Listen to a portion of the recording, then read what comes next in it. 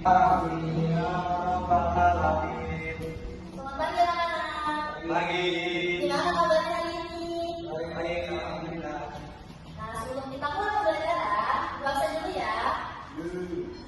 Reza Aditya, Hari Bu. Ridho Azam, Hari Bu. Cindy Dwi Lestari, Nurul Hidayah. Ibu. Isi kenapa? Ada tahu nggak kenapa? Sakit. Udah ngopi belum?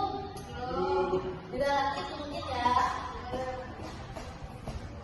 Nah, sekarang kita pembahasan tentang sholat jamaah. Ada yang tahu nggak sholat jamaah itu apa? Tahu Bu. Oke, bagus ya. Kita sudah belajar tentang sholat ya. Sekarang kita sholat jamaah. Apa sih sholat jamaah itu?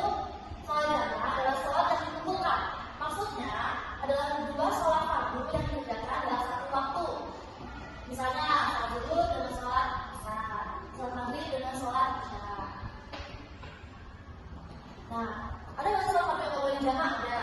Itu sholat subuh itu nggak boleh dijamaah ya. Jadi yang boleh dijamaah itu zuhur dengan asar, maghrib dengan isya. Nah, sholat jamaah juga itu ada dibagi menjadi dua. Ada jamaah takdim dan jamaah akhir. Nah, jamaah takdim itu mengerjakan dua sholat fardu pada waktu sholat fardu yang pertama. Contohnya, kayak misalnya kita ingin menjamaah sholat zuhur dan asar. Nah, itu kita menjamaahnya pada sholat zuhur, dikerjakannya pada sholat zuhur. Nah, untuk sholat akhir itu mengerjakan dua sholat fardu pada waktu sholat fardu yang kedua. Kayak misalkan sholat fardu zuhur dengan asar, kita akan mengerjakannya pada sholat asar.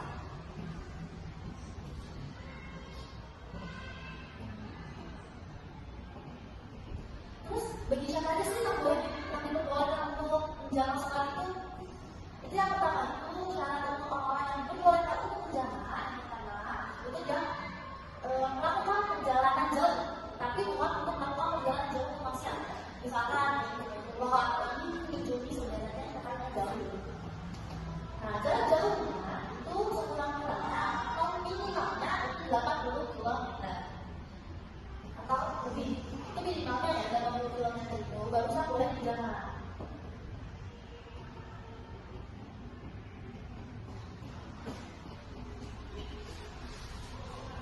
Bagaimana? Apakah ada yang ingin ditanyakan? Iya Bu. Ya, sini perbolehkan. Apa? Kenapa saya tidak bisa dijelaskan?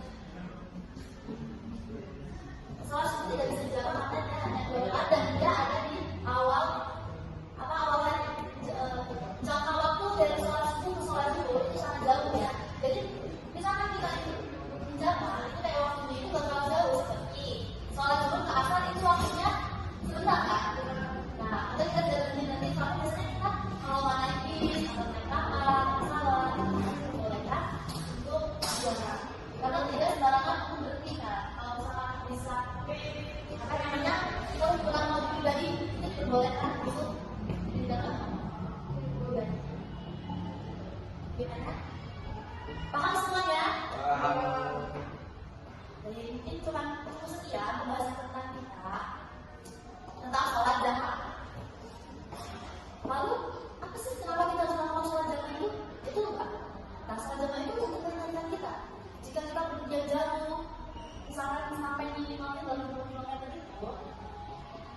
itu kita itu yang pertama itu misalkan kita naik bis itu kan tidak sekali kan, namanya dia berhenti. Maksudnya kayak cuma misalkan satu orang mau sholat, mungkin dia berhenti sih kayak mencari satu waktu yang digunakan untuk bersama-sama. Nah, di situ kita bisa melakukan sholat jamaah.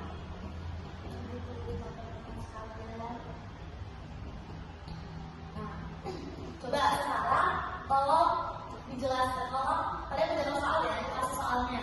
Ayo sekarang tulis kayak pertanyaan pertama, apakah boleh menjalankan sholat padahal kamu tidak sedang bepergian dan